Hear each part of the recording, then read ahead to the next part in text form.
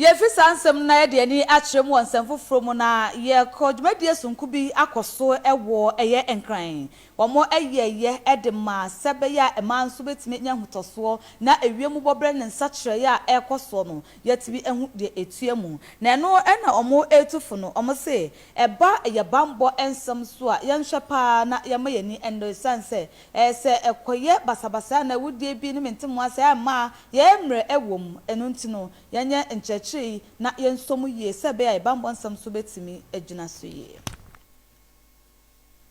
When we look at the whole issue of climate change that's going on, and we're all feeling the effects of it, and we recognize the efforts that are being made to address it, but we see the gaps in terms of responding to the specific needs of women. And that's why for us, we thought it was important to look at that theme for this year in line with other global efforts on addressing issues of climate change. We see this as an opportunity for us to also engage, even within the women's constituencies, about how to change some of the existing traditional practices that in themselves contribute to environmental degradation and so on.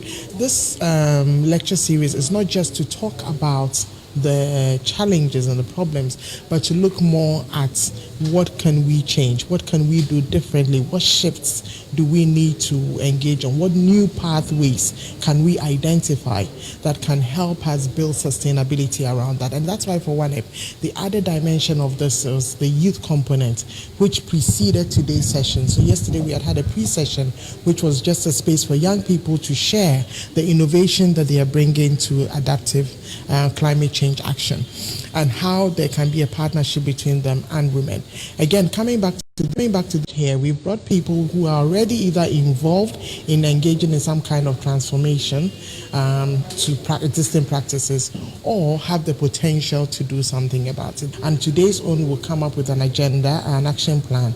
And the idea is that all the representatives here, those who represent state institutions at the level of ministries, as well as those from civil society and international governmental organizations, will take those action plans with them and then begin to integrate them into already existing processes that they are already engaged on in the ground. So, scarce, whether that is water and arable land, it means that we are seeing a rise in conflicts between herders and pastoralists, so the whole community is affected by climate change. It also means that people are migrating as well, which touches on the point of women being left behind as men migrate.